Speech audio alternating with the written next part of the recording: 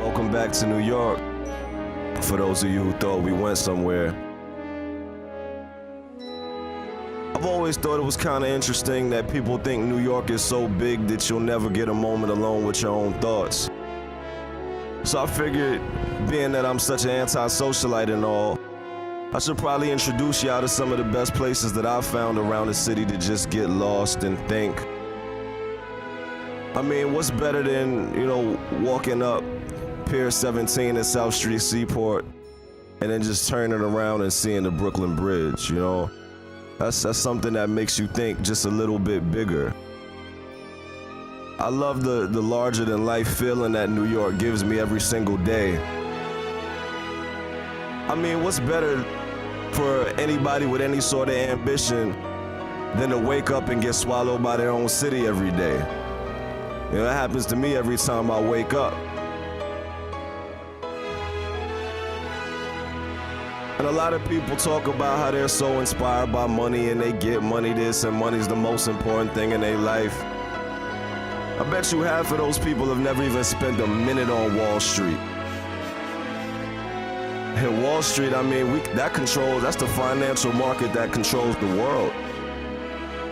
That's the type of thing that I do when I want to get inspired by the city. I take it to like the absolute extreme. I'll just, sit in front of the stock exchange for an hour and, just look up at the flag and the lights as it starts to get darker. And imagine that Y&I's being traded on the New York Stock Exchange. Wouldn't that be some shit? I mean, it could happen, right?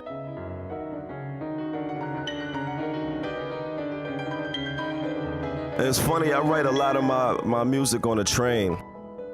I think it's just something about, knowing that I'm on my way somewhere that inspires me to write.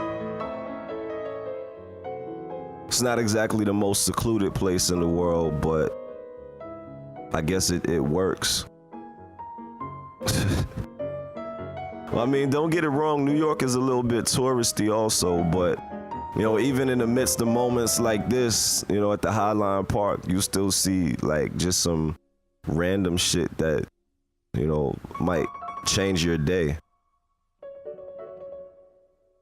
I mean, it just happens that way sometimes.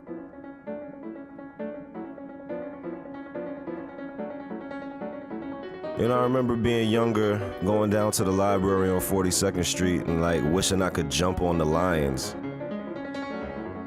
That was like the coolest shit in the world to me.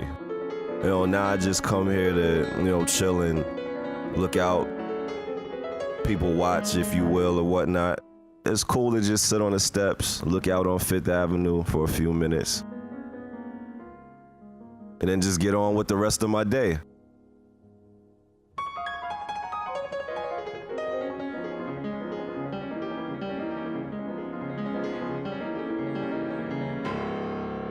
And of course, New York is one of the fashion capitals of the world, so, rather than tell you how fly my kicks are or how crazy my jacket is at 101 this and a limited edition that, I just go to Bryant Park, and I look at where they used to have Fashion Week every year.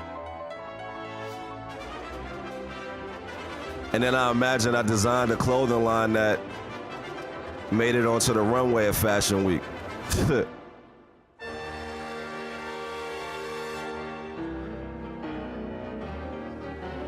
And then you go to Times Square and you almost feel like you're in like Godzilla or King Kong or something. Just, there's so much going on around you all the time. It's I guess it's kind of hard to describe to somebody that's never been there. But this is our city. It doesn't need to be explained. It just is what it is,